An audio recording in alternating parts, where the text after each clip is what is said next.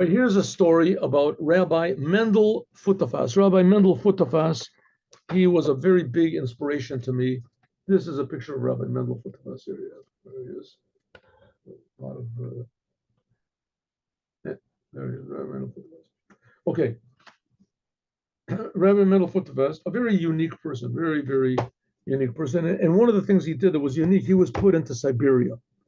He was put into Siberia for counter-revolutionary, namely he helped Jews. He helped Jews to get out. He helped Jews monetarily, and he helped learn teaching Torah, and he helped. And most of 90% of the things that he did, we won't know what they are. People said that he did so many things, and a lot of things were secret. Anyway, he was put into prison. He was put into prison, and then after that, he was put into sent to Siberia. He was sent to Siberia at hard work. So I have a few stories to tell about him. And this is the story about the deep sea diver. The story of the deep sea diver was like this. There were all sorts of people that the Stalin threw into prison. There were all these gulags, whatever. I don't know how many there were, thousands of them. And it was terrible. It was tortured, and then people were tortured there and killed. They say he killed millions, tens of millions of people, Stalin.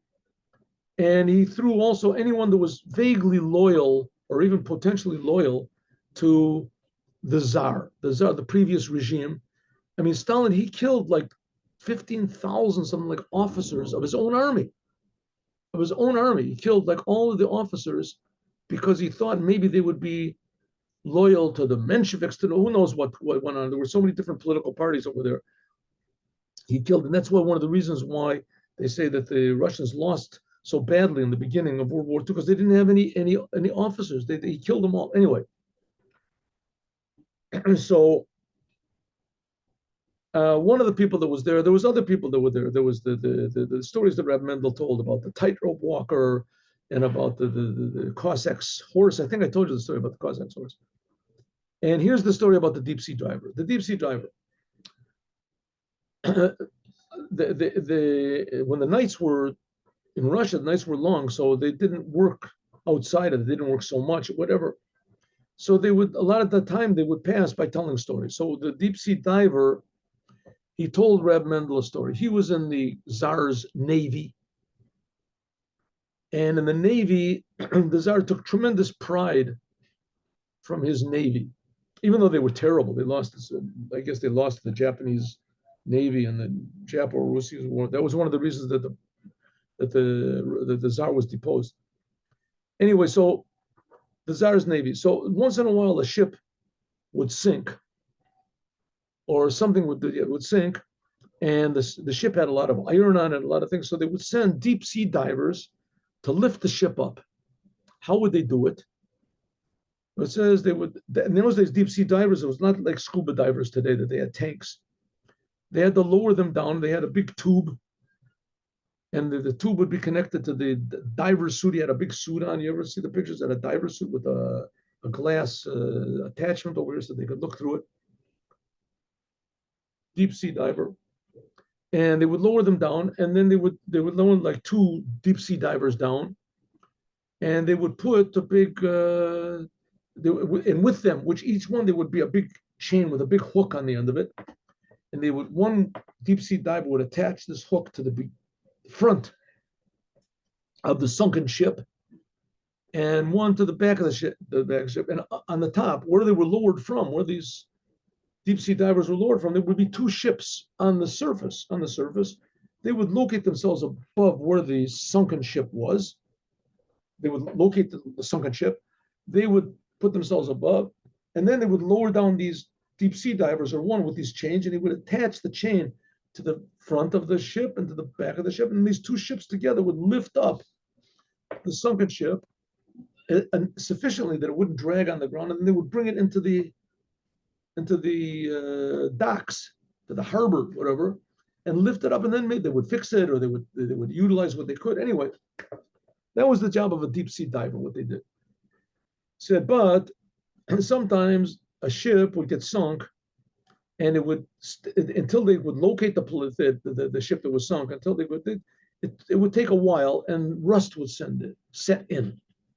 And when rust set in, so two chains wouldn't work anymore, because you would put the two chains on, you'd lift the ship up, and the rust weakened the ship, and either would break in two, or the place where the hooks were would come off. Anyway, so what did they do? They didn't know what to. And a lot of times these ships would have like motors on them, and they would be very valuable. So somebody developed an idea. This is what the deep sea diver is telling to Reb to Mendel Futterfass. Says sometimes the ship would be sunk, it would be rusty, and they didn't know how to. Somebody came up with a brilliant idea what to do. He took a big plate of iron, and he attached to this plate of iron hooks, like metal, powerful, strong metal strings. And at the end of these metal strings, ropes, metal ropes, at the end, there would be little hooks, little thing. And then somehow we would arrange it that it would put this metal between two big pieces of rubber. And I guess he would make like holes in the bottom rubber where all these metal ropes would go through, iron ropes would go through, and he would seal them. Anyway, it came out that there was this big piece of metal with these iron ropes coming from, with hooks on the end. And this piece of metal was between two pieces of rubber, which could be used as a balloon. They would seal the whole thing up hermetically on the side, and they would attach to this whole big contraption another pump. So the deep sea diver would go down with this big mat, and he would lower this big mat from the two ships, and he would put it over the sunken ship, and then he would proceed to hook these ropes, these hooks from the iron ropes that were the hooks, and he would hook them on, let's say, 500 different places. There was 500 ropes with hooks on the end, 500 different places, and he hooked them up to the ship, tie them, whatever he would do. And then they would start to blow, like that would pump air into this big mat. And little by little, the mat would inflate.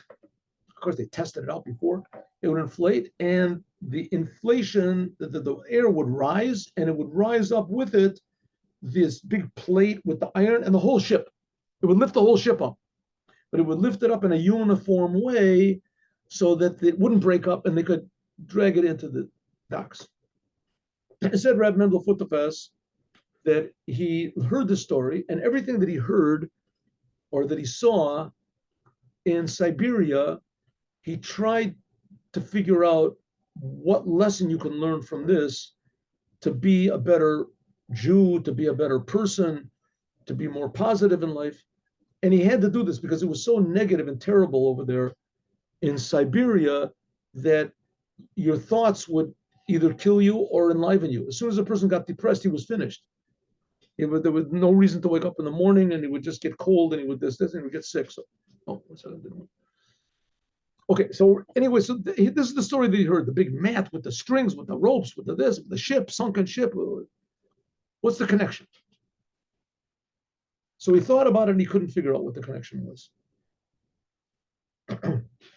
In 1967, right before the 6-Day War.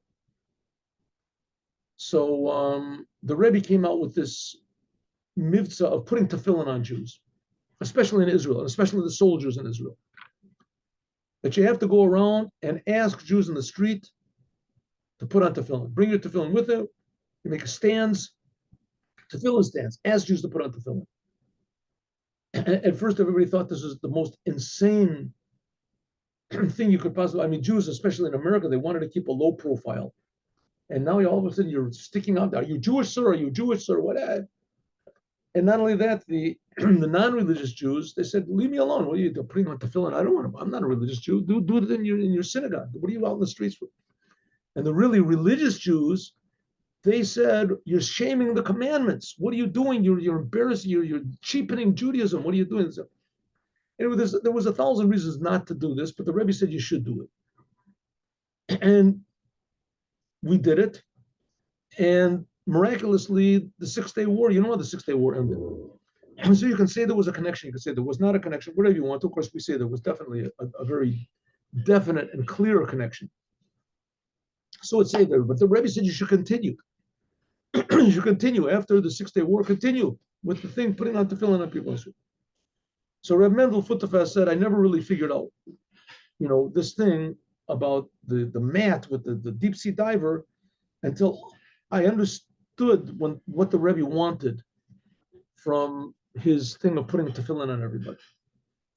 So the Jewish people, they are like the ship that's been sunk for a long time, and it's rusty. And the Jewish people are all separated one from the other. They're not connected to one another, and they're not connected to themselves, and they're not.